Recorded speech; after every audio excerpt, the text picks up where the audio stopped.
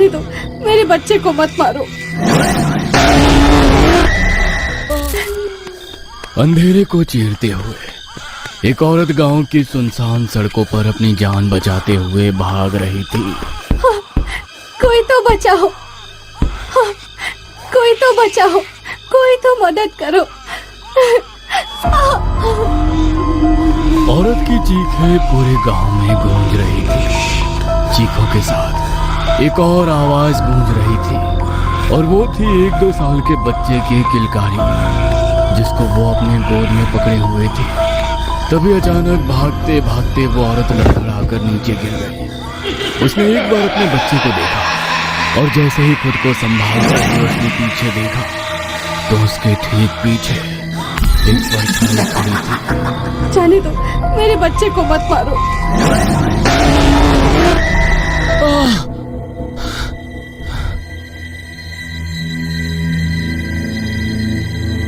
क्या हुआ मेरे बच्चे को? क्या फिर से वही सपना देखा? हाँ, फिर से वही औरत जो पागलों की तरह अपने बच्चे को लेकर भाग रही थी और फिर वही साया। पता नहीं मुझे यही सपना बार बार क्यों आ रहा है। कोई बात नहीं मेरे बच्चे, सब ठीक हो जाएगा। मैं इसीलिए तो इतनी पूजा पाठ और जाप करती हूँ कि तू सुकून से रहे। पर कुछ करो माँ। तू फिक्र मत कर, मैं कल ही पंडित जी से मिली थी। उन्होंने एक मंत्र दिया है, आज रात उसका जाप करूंगी। भगवान ने चाहा तो सब ठीक हो जाएगा। नमन और उसकी माँ वैसे तो उत्तर प्रदेश के एक छोटे से गांव के रहने वाले थे, लेकिन उसके पिता के देहांत के बाद वो लोग अब उत्तराखंड में रहा करते थे। नमन कभी भी अपने गांव जाने की बात करता तो ममता हमेशा उसे मना कर देती थी। वो वैसे भी एक बहुत धार्मिक औरत थी, लेकिन नमन के इन सपनों के चलते वो अब कुछ ज्यादा ही धार्मिक क्रियाकलापों में लगी रहती थी। रात के तकरीबन 2:30 बज रहे थे। ममता एक सफेद आटे से बने घेरे में बैठकर कुछ मंत्र बुदबुदा रही थी। ओम क्लीम शीम, ओम क्लीम शीम, ओम क्लीम शीम। तभी नमन की नींद टूट जाती है और वो देखता है कुछ अजीब से सामग्री और उसके साथ 2 मुर्गे की गर्दन मरोड़कर उसे उस आटे के घेरे में रखा हुआ था और उसकी माँ बालों को खोलकर कुछ अजीब तरह की पूजा कर रही थी। उसने अपनी माँ को इससे पहले कभी ऐसी हालत में नहीं देखी थी। माँ, अब रात के 2:30 बजे ये कौन सी पूजा कर रही हो और ये क्या हालत बना रखी है आपने अपनी? अरे बेटा, ये सब तेरे लिए ही कर रही हूँ ताकि तुझ पे कोई आँच ना आए। पर इतनी रात में छोड़ो ना ये सब, सो जाओ। नहीं बेटा, ये मंत्र मुझे रात भर जपना ही पड़ेगा जब तक सूरज नहीं निकल आता। तू सो जा। नमन चुपचाप अपने कमरे में जाकर सो जाता है। नमन लगभग 17 साल का हो गया था और उसमें अपने अतीत को जानने की जिज्ञासा भी बढ़ती जा रही थी। माँ, क्या हम कभी अपने गांव नहीं जा सकते जहाँ पापा रहते थे? नहीं, भूल कर भी उस गांव का नाम मत लेना। क्यों माँ? आखिर क्यों हमेशा आप मना करती हो? मैं जानना चाहता हूँ। वो जगह अशुभ है, वहाँ सिर्फ दर्द और मौत के सिवा कुछ नहीं है। लेकिन माँ, अब मैं छोटा बच्चा नहीं रहा। बेटा, बस इतना समझ ले कि मैं तुझे खोना नहीं चाहती। बस अब मुझे आगे कुछ नहीं सुनना। नमन की आंखों में गुस्सा और जिद साफ झलक रही थी। उसने मन ही मन ठान लिया था कि अब वो अपने गांव जाकर ही रहेगा।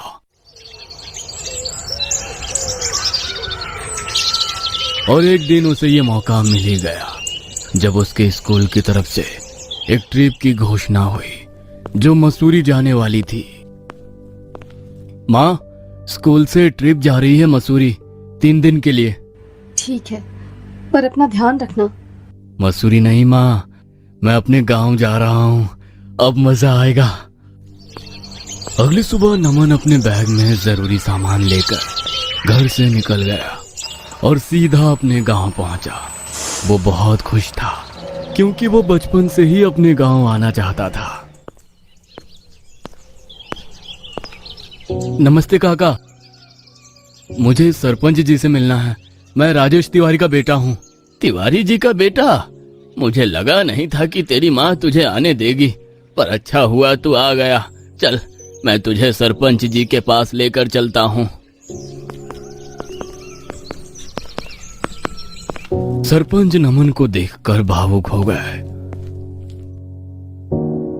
उन्होंने उसे गले लगाकर उसका स्वागत किया और पुराने दिनों की बातें करने लगे। बेटा, तुम्हारे पिता एक नेक इंसान थे। मैं और तुम्हारे पिता गहरे दोस्त थे। आज के दिन यही रुक जाना। कल सुबह मैं तुम्हें तुम्हारी हवेली में ले जाऊंगा। धन्यवाद काका, लेकिन मैं आज ही हवेली जाना चाहता हूँ। ठीक है बेटा, कुछ चाहिए तो संकोच मत करना। नमन अपनी पुश्तैनी हवेली में पहुंचा। हवेली की पुरानी दीवारों से झड़ता प्लास्टर और चारों तरफ लगा मकड़ी का जाला, धूल की मोटी चादर में सुने कमरे, सब कुछ जैसे कहना चाहते थे। नमन दरवाजा खोलते ही, मेरे पापा का घर, आखिर मैं यहाँ आ ही गया। नमन साफ सफाई करके लेट गया। रात के करीब 2 बजे होंगे। तेज हवाएं चल रही थी। एक खिड़की खुद ब खुद खुल गई और फिर एक लोरी की आवाज उसके कानों में पड़ी। उस लोरी ने उसे जगा दिया। झूला झूले रे मेरा राजा बेटा, सो जा तू चंदा तारे, सो जा। जोर से धड़क रहा था। वो जैसे ही खिड़की के पास गया तो उसे ऐसा महसूस हुआ कि उसके पीछे कोई है। उसने झटके से पीछे मुड़कर देखा तो उसकी सांसें अटक गई। उसके ठीक पीछे एक औरत खड़ी थी। उसका चेहरा राख जैसा सफेद और आंखें खून जैसी लाल, जो उसके भीतर झांक रही थी। उसके लंबे उलझे बाल चेहरे पर लटक रहे थे। उसने अपनी गोद में एक मरे हुए बच्चे को पकड़ा था। एक पल के लिए उसने अपनी गर्दन को टेढ़ा किया और अजीब सी आवाज में कुछ बड़बड़ाने लगी और फिर अचानक वो हवा में गायब हो गई। नमन की टांगे कांपने लगी। ये क्या था? नहीं नहीं, ये सिर्फ मेरा वहम था। हाँ, थकान की वजह से वहम। वो वापस सो गया। जैसे ही आंख लगी, नमन ने अपने आप को एक वीराने में खड़ा पाया। उसके सामने एक औरत खड़ी थी। वो औरत धीरे धीरे उसकी ओर बढ़ रही थी। तू आ ही गया। अब यही तो तेरी असली जगह है। तेरा ही इंतजार था मुझे। नमन के सामने अतीत के पर्दे खुलने लगी। एक औरत जो बदहवास हालत में नंगे पांव अपने गोद में बच्चे को लेकर भाग रही थी। उसके पीछे कोई था, कोई खौफनाक साया। और फिर अचानक वो औरत गिरती है और उसके सामने वही चेहरा जो नमन ने सपने में देखा था। मेरे बच्चे को बचा लो, कोई तो इसे बचा लो। नमन चीखते हुए उठा। उसका शरीर पसीने से भीगा था। दिल बेतहाशा धड़क रहा था। ये क्या था? कौन थी वो? क्यों दिख रहा है मुझे? तभी दीवारों पर अजीब अजीब परछाइयां बनने लगी। कभी चीखते चेहरों की तरह, कभी मरोड़ खाते शरीरों की तरह। तभी पीछे ठक ठक ठक की धीमी आवाज आई, जैसे कोई चलता हुआ पास आ रहा हो। नमन ने कांपते हुए पीछे मुड़कर देखा। एक औरत का साया। उसका शरीर जमीन से कुछ इंच ऊपर हवा में तैर रहा था। कौन हो तुम? बोलो, कौन हो तुम? वो रुक गई। उसकी आंखों से काले आंसू बह रहे थे। नमन की आंखें अचानक उलट गई और वो धड़ाम से जमीन पर गिर पड़ा। अगली सुबह बदहवास हालत में उसकी आंख खुली तो वो पसीने से तरबतर था। कपड़े मिट्टी में सने हुए थे। बिना कुछ सोचे समझे वो उठकर भागा और सीधे सरपंच के घर जा पहुंचा। उसकी सांसें फूली हुई थी और आंखों में वही डर, जैसे किसी ने मौत को करीब से देखा हो। सरपंच जी, कुछ बहुत अजीब हो रहा है उस हवेली में। कोई औरत है जो सपनों में आती है और अब तो वो जागते हुए भी दिखने लगी है। बहुत दिन से वो घर बंद था बेटा। शायद कोई आत्मा का वास हो गया होगा। मैं पंडित जी से बात करता हूँ, शायद घर की शांति करनी होगी। उस दिन दोपहर में घर की शांति के लिए हवन किया गया, लेकिन उससे कोई फायदा नहीं हुआ। अब नमन को समझ में आ गया था कि माँ शायद सही कहती थी, यहाँ कुछ है, कुछ बहुत भयानक। उसने फैसला किया कि वो गांव छोड़कर वापस उत्तराखंड चला जाएगा। उसने बैग में कपड़े डाले और निकलने लगा। तभी इतनी जल्दी कहाँ जा रहे हो? दरवाजे के सामने वही औरत खड़ी थी, कालिका, लहूलुहान चेहरा, आंखों से झरता काला खून। तुम कौन हो और मेरे पीछे क्यों पड़ी हो? मैं कालिका हूँ, कालिका। कालिका? लेकिन ये कैसे हो सकता है? कालिका को तो सिद्ध करना पड़ता है ना। तुम? कालिका आगे बढ़ी। उसकी आंखें अब अंगारे लग रही थी। नहीं नहीं, मुझे छोड़ दो। नमन ने बाहर की ओर दौड़ लगाई और सीधे सरपंच के घर पहुंचा। उसका चेहरा पीला पड़ चुका था। क्या हुआ नमन? सरपंच जी, मैंने उससे बात की। किससे? नमन ने कांपते हुए सरपंच जी को पूरी बात बता दी। सरपंच एकदम खड़े हो गए। हे भगवान, यह तो बहुत अजीब बात है। अब हम क्या करेंगे? तभी नमन का फोन बजा। माँ का नाम स्क्रीन पर चमक रहा था। कैसे हो बेटा? माँ आप सही कहती थी, मुझे यहाँ नहीं आना चाहिए था। क्या कह रहा है तू? कहाँ नहीं आना था? हे भगवान, क्या तू उस मनहूस गांव में गया है? नमन, तू अभी गांव के बाहर निकल, मैं आ रही हूँ अभी। फोन रखते ही सरपंच जी ने उसे अपने घर में सोने के लिए कहा। अभी सुबह होने में कुछ देर बाकी थी। वो अपने आप से बोला, नमन, तुम्हें सच्चाई जाननी होगी, चलो। नमन फिर हवेली की ओर बढ़ा। धीमे धीमे अंधेरे रास्तों से गुजरते हुए वो फिर से हवेली पहुंचा। अंदर जाते ही उसने देखा कालिका दीवार से टिकी खड़ी थी, लेकिन अब उसकी आंखों में आग नहीं, आंसू थे। तुम आखिर चाहती क्या हो? बदला। कैसा बदला? तेरी माँ से। क्या? उसने तुझे मुझसे छीन लिया।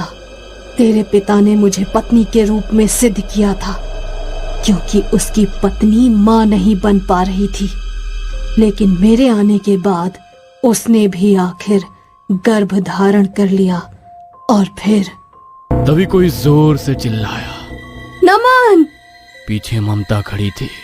वो आई और नमन को खींच के ले जाने लगी। चल यहाँ से, तू झूठी है। अब तेरा समय पूरा हो चुका है ममता। वो ममता की तरफ लपकी, लेकिन नमन ममता को लेकर हवेली से बाहर भागने लगा। तभी हवेली के दरवाजे अपने आप बंद हो गए। कालिका खड़ी होकर मुस्कुरा रही थी।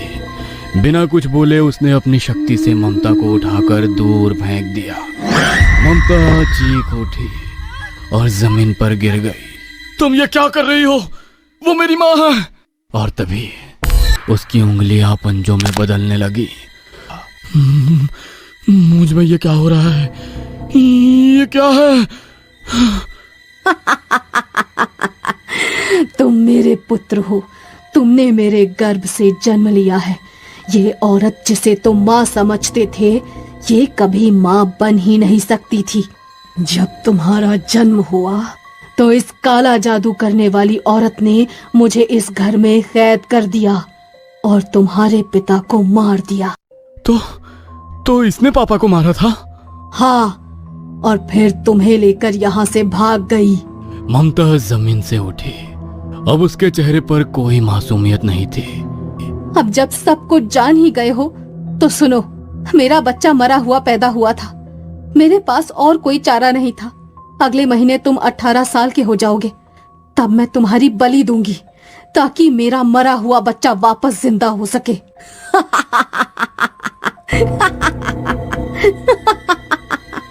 तो वो सब झूठ था? वो प्यार, वो ममता, वो सब नकली था? हाँ, क्योंकि तेरे जैसा दानव मेरा बेटा हो ही नहीं सकता।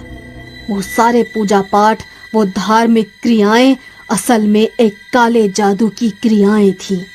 नमन की आंखों के आगे अंधेरा छा गया और उसके कानों में गूंज सुनाई देने लगी। तुम दोनों का अंत आज ही होगा।